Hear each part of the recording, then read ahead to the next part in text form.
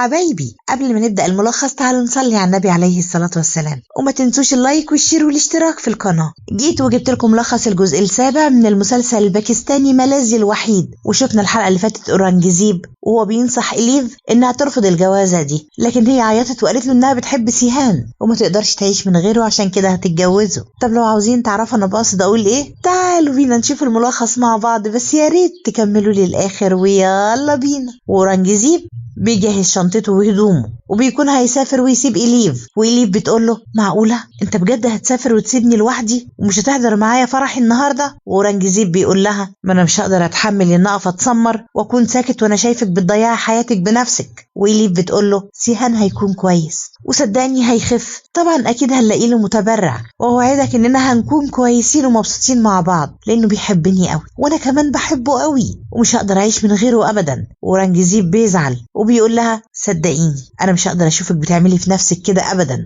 وبيكون خايف عليها وعلى حياتها جدا وبيودعها ويمشي وما بيكونش راضي خالص عن اللي إليف هتعمله ده. وبالليل الكل بيكونوا متجمعين وفرحانين جدا لانهم خلاص هيبداوا مراسم الجواز، وسيهان هيتجوز حب عمره إليف. وفعلا عملوا فرح بسيط جدا زي ما إليف طلبت بالظبط علشان سيهان ما ينفعلش في الرأس ويتعب او يحصل له حاجة، وسيهان بيكون قاعد طاير من الفرحة ومش منزل عينه من على إليف، وعينه بتطلع قلوب من كتر حبه ليها. وبيمضوا على عقد الجواز، وغازي بيقدم لإليف عقد ذهب كبير جدا وبيقول لها انه عامله لها مخصوص علشانها هي، وإليف بتتبسط بيه جدا وبتقول له شكرا يا عمي. وغازي بيقول لها لا بقى مفيش عمي، دي هنا من هنا ورايح تقولي لي يا بابا. وإليف بتضحك وبتقول له شكرا يا بابا. والله يا عمو غازي انا خايفه من الحنيه الزايده دي، ربنا يستر منك بقى. وبيطلع غازي سكينه شكلها فخم قوي وبيقدمها لابنه سيهان وبيقول له دي طبعا اكيد حاجه غريبه بالنسبه لك بس هي دي عاداتنا وتقاليدنا، وبيقول له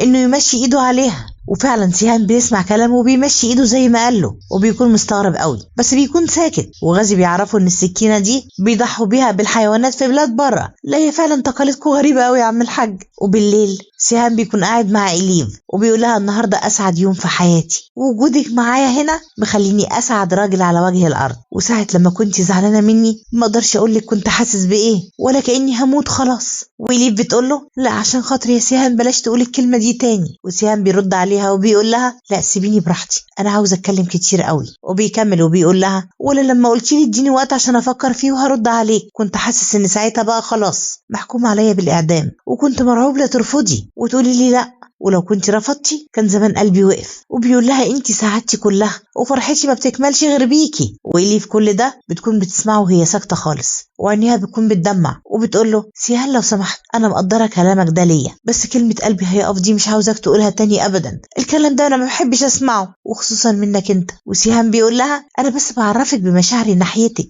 وكنت حاسس وقتها بايه. وبيقول لها انا مش عاوزه اشوفك بتعيطي تاني ابدا وخصوصا النهارده عشان النهارده فرحنا. وبيوعدها ان حياتهم هتكون جميله مع بعض وهيخططوا لكل حاجه حلوه تخليهم مبسوطين وبس، وانهم بيبنوا مستقبلهم بنفسهم ويكونوا ايد واحده في كل حاجه. وإليف بتكون سرحانه جدا وبتقول في سرها للاسف الوضع مش سهل زي ما انت مفكر يا سيهان، بس انا فعلا بتمنى اننا نعمل زي ما انت بتقول كده ونحقق كل حاجه مع بعض. وسيهان بيقول لها ايه مالك سرحانه كده ليه؟ انا حاسس انك مستغربه من سرعه جوازنا وان ما حصلش ضرب نار او اي نوش كده ولا كده، مش انا قلتلك ان حبنا فوق اي حاجه؟ صدقيني بقى. وإليف بتضحك له وبتقول له طبعا ده حبنا دايم لاخر العمر يا حبيب قلبي. وسيهان بيقول لها انا دلوقتي بقيت جوزك ومش عاوزك تخبي عني اي حاجه، ولازم تعرفيني باي حاجه تحصل معاكي، ولازم اي حاجه تخصنا نشاور بعض فيها. وسيهان يا حبيبي بيكون فرحان جدا ومتحمس قوي للحياه معاها. وإليف بتقول له سيهان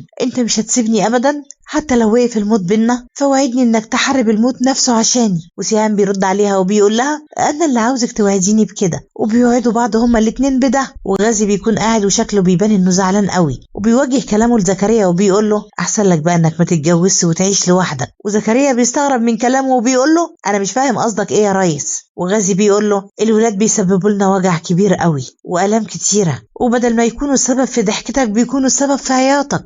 انا اول مره اعيط في حياتي وده بسبب سيهان. وبيقول انا بدعي ربنا انه يفضل يضايقني زي ما بيضايقني كده ولا ان قلبي يوجعني عليه.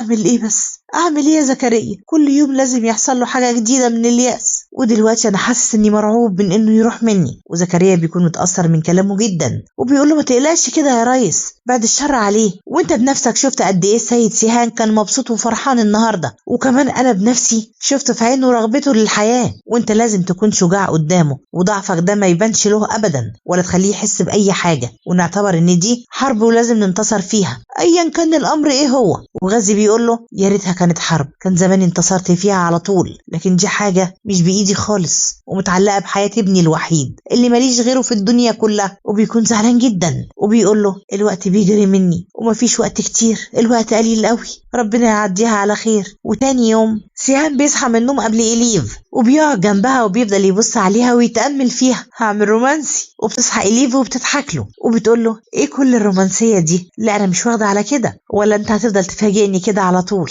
وسيهان بيضحك وبيقول لها بصراحة بقى انا مش رومانسي خالص، انا ما بقيتش رومانسي كده الا من ساعة ما قابلتك، انت اللي خليتيني حابب اعيش الحياة دي دلوقتي، وعاوز افضل جنبك وعايش معاكي للابد، والحمد لله او ربنا استجاب لدعواتي، وانا كده مش عاوز اي حاجة تانية ابدا. وبيفضل يتغزل فيها، وإليف بتقول في سرها مع كل نفس هتنفسه هفضل ادعي نفس الدعاء انك تعيش انت كمان كل سنين حياتي. وسيهان بيقول لها بتفكري في ايه يا حبي؟ وإليف بتقول له ولا حاجة يا حبيبي، انا عاوزة بس افضل بصة في عينك كده. وبيقول لها طب يلا بينا بقى يا ست البنات علشان ننزل نفطر. وغازي بيقول لتشاندا بصي بقى انا عاوز كل حاجة تكون بيرفكت وبتكون مظبوطة على الاخر، لان ده بيكون اول يوم لإليف في البيت هنا. وتشاندا بتقول له ما تقلقش يا ريس، انا اللي هجهز كل حاجة بنفسي. وبيتجمعوا غازي وسيهان وإليف علشان يفطروا مع بعض. وغازي بيقول لإليف صحيح هي المستشفى مدينك اجازة قد ايه فترة جوازك؟ وإليف بتقول له اسبوعين ان شاء الله. وسيهان بيقاطعها وبيقول لها انا كنت حاسس بكده ومتوقع انك مش هتاخدي اجازة طويلة، فعشان كده انا حجزت الهانيمول بتاعنا من النهاردة. وغازي بيقول له هانيمول ده ايه يعني، رايحين على فين؟ وبيضحك سيهان وبيقول له احنا عرسان جداد يا بابا وهنقضي الهانيمول في ايطاليا. وإليف بتتردد جدا وبتقول له لا سيهان انت لسه مش كويس برضه ومحتاج يعني انك ترتاح بعد خروجك من المستشفى، ومش هينفع نجازف في رحلة عدد ساعاتها طويلة قوي كده. وغازي بيقول ايوه بالظبط كده، وبيقول لسيهان انت لازم تعمل عمليتك الجراحية الاول وبعد كده روح في اي حتة انت عاوزها وعلى اي مكان يخطر على بالك. وسيهان يعني ما بيكونش عارف حاجة طبعا، وبيكون شايف انهم مكبرين الموضوع، وبيقول لهم انتوا مهتمين بصحتي اوفر يعني،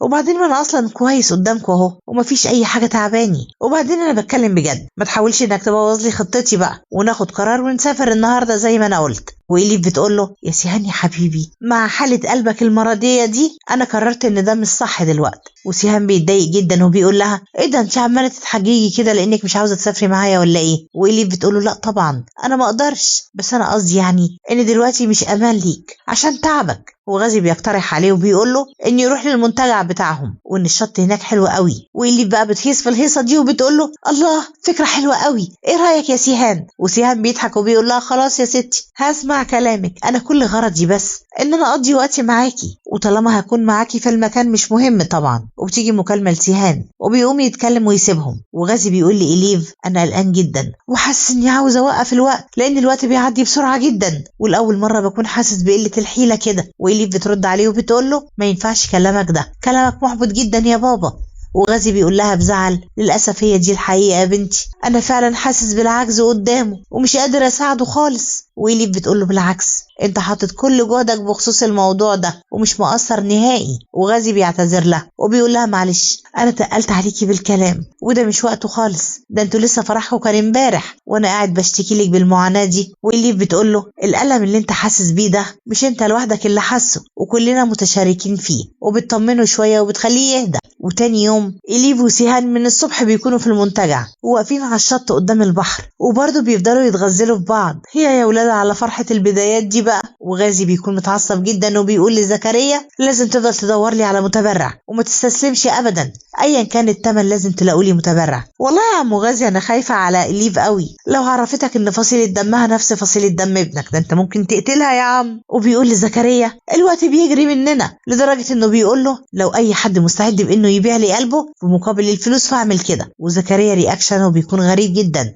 بس طبعا بيضطر يقوله تمام يا ريس، وما بينطقش خالص وبيسيبه ويمشي. وإليف بتروح لسيهان وبتقول له يلا ميعاد علاجك جه، يلا عشان تاخد علاجك. وسيهان بيقول لها انا عارف انك دكتور، لكن بطلي تعامليني كاني مريض طول الوقت كده. وبيقول لها مش لازم خلاص اخده، انا خلاص بقيت كويس. وإليف بتقوله لا طبعا مش هينفع ابدا، انت لازم تاخد الجرعه كامله. وبيضحك لها وبيقول لها انت حياتي ومراتي وحبيبتي وكل ده على قلبي زي العسل، بس انا مش عاوزك تكوني دكتورتي كمان. وإليف بتضحك قوي من كلامه وبتقوله فعلا انا كل اللي انت قلت عليهم دول، لكن زود لي بقى دكتورتك اللي مش عاجباك دي. وبتصمم انه ياخد علاجه. وفعلا سيهان بياخد العلاج بس عشان خاطر يرضي مراته حبيبته. وبالليل بيكونوا قاعدين مع بعض، وسيهان بيقول في سره يخرب بيت عيونك، دي عيونك من جمالها كل ما بشوف نفسي فيها بحس اني اتولدت من جديد. وإليف برضه بيكون بصاله وبتقول في سرها يا رب قصة الحب دي ما تتقطعش ابدا، ونفضل بقية حياتنا مع بعض لحد ما نعجز سوا. وهو بيتكلم في سره عن حبه ليها، وهي بتتكلم في سرها عن خوفها عليه وانها مش عاوزة تفقده ابدا، وبتدعي ربنا يشفيه لها ويفضل معاها على طول. وتاني يوم سيهان بيكون قاعد بيتشمس قدام البحر، وإليف بتروح له وبتصبح عليه. وسيهان بيقول لها الله ده احلى صباح. وإليف بتقول له يا سيدي يا سيدي على الدلع ده كله، انا كده خايفه لحسن بعد فتره تزهق وما تدلعنيش كده. وسيهان بيقول لها عمري ما اقدر اعمل كده، ده انا حاربت عشان اتجوزك وتبقي ليا. وبيكون متحمس قوي وبيقول لها يلا بقى نلعب ونعمل سباق، وهديكي مده 7 دقايق تجري فيهم انت الاول كمان. وبتوصل إليف وبتكسب وبتقول له انا كسبت. وسيهان اصلا بيكون وراها وقلبه وجعه تاني ومش قادر منه خالص، لان المفروض انه ما يعملش اي مجهود كده ولا حتى ان هو يجري. وإليف بتشوفه وبتجري عليه وبتقلق جدا عليه، وسيهان للاسف بيكون مغمى عليه. والحمد لله إليف بتقدر تفوقه وبتعيط وبتكون مصممه انهم يرجعوا البيت، وبتكون خايفه عليه جدا. وسيهان بيقول لها خلاص بقى يا إليف ما كبريش الموضوع قوي كده، انا خدت العلاج وبقيت دلوقتي كويس اهو. لكن إليف برضه بتترجى انهم يمشوا ويروحوا على البيت. وسيهان بيقول لها يا ستي ما تبوظيش علينا اليومين اللي احنا جايين نتبسط فيهم دول. وإليف بتقول له طب افرض حصل لك حاجه تاني. وسيهان بيرد عليها وبيقول لها لا يا ستي مش هيحصل لي حاجه طول ما انت معايا. وإليف بتقول له خلاص يا سيهان اخرنا النهارده ومن بكره نروح، ده عشان ما زعلكش بس. وبيضحك سيهان وبيوافق وبيتفقوا فعلا على كده. يوم بيكونوا روحوا وبيتعاملوا عادي في يومهم. وبالليل إليف بتروح لغازي وبتقول له عامل ايه يا بابا، انا قلت اجي اطمن عليك. وغازي بيفرح قوي لانه بيحس منها بالاهتمام، وبيقول لها الحمد لله يا حبيبتي انا كويس انك جيتي، احكي لي بقى رحلتكم كانت عامله ازاي. وإليف بتقول له لا الحمد لله كانت حلوه قوي. وبيسالها وبيقول لها سيهان تعب او حصل له اي حاجه هناك؟ وبعدين هو فين صحيح، انا ما شفتوش من ساعه ما جيته. وإليف بتقول له لا مفيش حاجه خالص، هو مرهق شويه من الطريق فنام شويه. وإليف بتاخد بالها وهم قاعدين انه بياخد علاج وبيكون مفعوله قوي جدا، وبتستغرب وبتقول له انت بتاخد العلاج ده من امتى؟ وغازي بيقول لها تقريبا كده من 3-4 سنين. وبتقول له طب واخر مره رحت للدكتور امتى؟ وبيضحك غازي وبيقول لها اخر مره من ساعه ما الدكتور كتب لي على العلاج ده. وإليف بتقول له لا مش هينفع كده ابدا، انت كده مش خايف على صحتك خالص، وبعدين كتر العلاج من غير استشاره الدكتور ده غلط. وغازي بيقول لها خلاص صدقيني هحاول اروح تاني. وبيقول لها شكرا انك بره بيا وبتهتمي بيا. وبيقول لها بس انت عارفه انت فيكي عيب واحد، وهو انك ما بتعرفيش تلعبي الشطرنج. وإليف بتضحك وبتقول له انا فاشله فيها جدا. وبيقعدوا مع بعض حبه حلوين وبيفهمها فيها شويه. وإليف هنا بتكون رايحه الكافيه بتاع مامتها وبتكون هتقابل اورانجزيب وما بيكونش لسه سافر. وهنا إليف بتقول لسيهان انه ياخد باله من نفسه وياخد العلاج بتاعه في ميعاده لحد ما هي ترجع له، وبتسيبه وتمشي. وبتوصل الكافيه وبتكون قاعده مع اورانجزيب وبتساله وبتقول له هترجع من السفر تاني امتى؟ وهو بيقول لها صعب ارجع دلوقتي خالص، وكمان انا ما بقاليش حد هنا. وإليف بتزعل منه وبتقول له طب وانا رحت فين يعني؟ وبيقول لها انت خلاص دلوقتي بقيتي ملك سيهان. وبترد عليه بجديه وبتقول له احنا طول عمرنا اصحاب وهنفضل برضو كده. وهو بيقول لها خلاص يا ستي ابقي خليكي بس قد كلامك ده وبتعالي زوريني بقى انت وجوزك. وإليف بتقول له لا طبعا مش هينفع الفتره دي خالص، هيكون صعب شويه. وهو بيقول لها ايه مشكلتك طيب، وليه حاسك كده مش فرحانه؟ وإليف بتقول له لا اكيد طبعا انا فرحانه مع سيهان جدا، بس الخوف دايما ملازمني بالرغم من ان هو مش مخليني عاوزه اي حاجه ولا محتاجه لحد. وبتعرفوا اللي حصل انه اغمى عليهم في شهر العسل، واورانجزيب بيتعصب عليها وبيقول لها انت اللي ما سمعتيش كلامي وانا ياما حذرتك. وإليف بتقول له أنا بحبه افهمني بقى، وهو بيقول لها ده ما اسموش حب يا إليف، دي عملية انتحارية بالبطيء. وهي بتقول له أنا بحكي لك عشان تفهمني وتفهم مشاعري، فيكون ده ردك ليا يعني؟ وبتقول له أنا عاوزة أساعد سيهان. وبيرد عليها وبيقول لها أنت دكتور وعارفة كويس قوي إن الفصيلة دي شبه منعدمة إنك تلاقيها أصلا. وإليف بتقول له أنت دكتور قلب وفي مستشفى كبيرة قوي، وبتطلب منه يكتب لها اسم سيهان فيها من ضمن الأسامي اللي محتاجين لعملية زرع القلب. ورنجزيب بيقول لها اطمني أنا هبذل أقصى جهدي وهحاول أساعدكم إن شاء الله، بس تصرفكم اللي انتوا عملتوه ده كله غلط، ازاي تخبوا عنه حالته دي ومحدش يعرفه بحاجة؟ وإليف بتمسح دموعها وبتقول له انا عارفة انه شخص حساس جدا ولو عرف ممكن يعمل في نفسه حاجة، واحنا اكيد هنعرفه بكده بس اول ما نلاقي المتبرع. وسيهان بيكون ما عندوش نت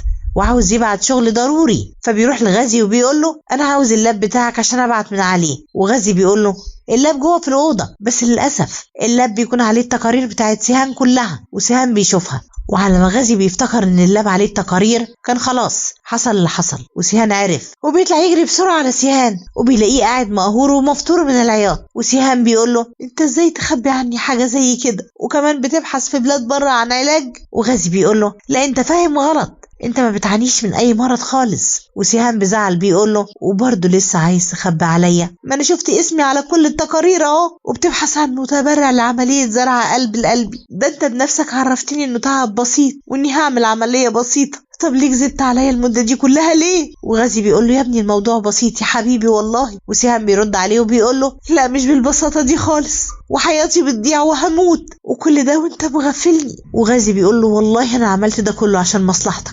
وسيهان بيقول له انا فهمت دلوقتي انت بتعاملني حلو قوي كده ليه، وبقيت عامل لي فيها الاب المثالي، وهو ده السبب بقى كمان اللي خلاك توافق على جوازي انا وإليف بالسهولة دي. وبعدين انت ما خنتنيش لوحدي، انت خنت إليف كمان، ازاي هقدر اواجهها؟ قولي. فغازي بيصدمه وبيقول له إليف عارفة بالتعب اللي عندك يا فتان يا فتان. وسيهان بيتصدم صدمة عمره وبيقول له لا مستحيل، وبيرن بسرعة على إليف وبيقول لها تعالي لي على البيت دلوقتي حالا، وبيزعق لها وبيقفل السكة في وشها. وتشاندا بتقول لسيهان مالك بس يا حبيبي في ايه؟ عرفني اللي فيك. وسيهان بيقول لها وانت كمان اكيد كنت عارفة زيهم بكل حاجة وكذبتي عليا زيك زيهم. وتشاندا ما بتكونش فاهمة اي حاجة وبتقول له قصدك ايه مش فاهم. وغازي بيقاطعها وبيقول له تشاندا ما تعرفش حاجة خالص. لا حقاني يا عم الحاج. وفي اللحظة دي بتيجي إليف وبيشوفها سيهان ونظراته ليها بيكون كلها حزن وزعل. وإليف بتقول له مالك يا سيهان في ايه؟ وسيهان بيقول لها قولي لي الحقيقة، انت كنت فعلا عارفة بحالتي وعملية زرع القلب دي؟ وإليف بتتصدم ان هو عارف وبتقول له ما تقلقش يا سيهان،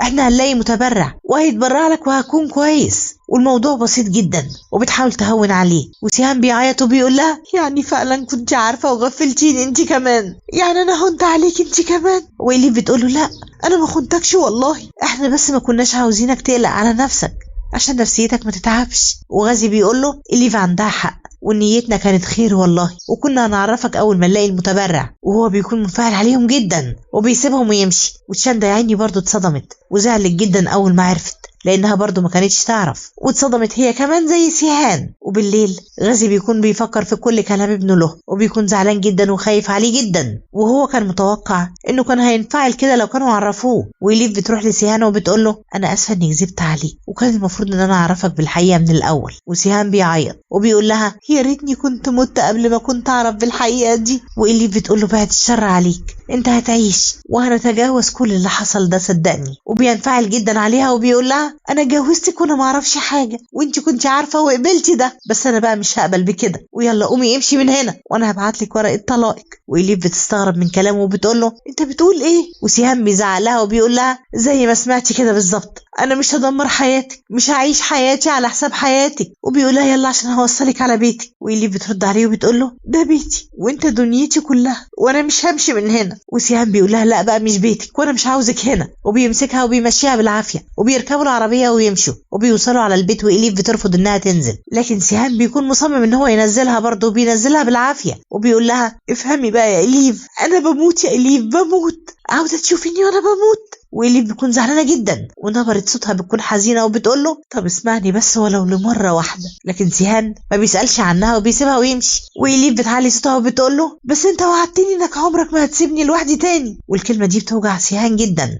وبتصعب عليه إليف وبيرجع لها تاني. وإليف بتقول له خليك قد وعدك ليا وما تسيبنيش، انا بحبك يا سيهان، بحبك وما اقدرش اعيش من غيرك ابدا، وبتحضنه وهو بيهدى شويه وبيحضنها، وبيرجعوا تاني على البيت عند سيهان. لا ده انتوا غاويين دوخه بقى، ما تهمدوا بقى وتقعدوا في حته. وسيهان بيروح لغازي وعينه كلها دموع، وغازي اول ما بيشوفه بيقول له الحمد لله انك رجعت، وبيساله انت وديت اليف فين؟ رجعت مراتك معاك صح؟ قولي انك رجعتها وفرحت، دي بنت اصول يا ابني ومش هتسيبك ابدا وهتفضل جنبك. وسيهان بيرد عليه بقله حيله وبيقول له رجعتها معايا يا بابا عشان تتفرج عليا وانا بموت، اهي هناك في اوضتها اهي. وغازي بيقول له انا اسف يا حبيبي، على عيني يا حبيب عيني، والله سامحني، انا بحبك قوي وما عنديش اغلى منك في الدنيا دي كلها. وسيهان بينهار وبيقول له بابا انا مش عاوز اموت يا بابا. وإليف لما اشوفها معايا كده قلبها يوجعني والله. وغازي بيقول له ما تقولش كده، انت هتعيش. وبيقول له انقذني يا بابا انقذني، انت كنت بتقعد تقول لي انا اقدر اشتري العالم كله، انا بقى مش عاوزك تشتري لي العالم كله، انا عاوزك تشتري لي قلب بس يا بابا. وحرفيا بيكون منهار، وطبعا من الانفعال الزياده ده سيهان بيغمى عليه وبابا بيكون هيموت من القلق عليه. وبس كده لحد هنا وبيخلص الجزء ده من مسلسلنا. ولو عاوزين تعرفوا اللي هيحصل بعد كده استنوني في ملخص الجزء الجديد، وانا ان شاء الله مش هتاخر عليكم. ويا ريت كل اخواتي يواظبوا على الصلاه في موعدها. ولو عجبكم الفيديو يا ريت ما تبخلوش علينا باللايك، ولو اول مره تتفرجوا علينا فيا ريت تعملوا لنا اشتراك وتفعلوا الجرس عشان يوصلكم مننا كل جديد بنقدمه. وان شاء الله اللي جاي هيعجبكم اكتر واكتر.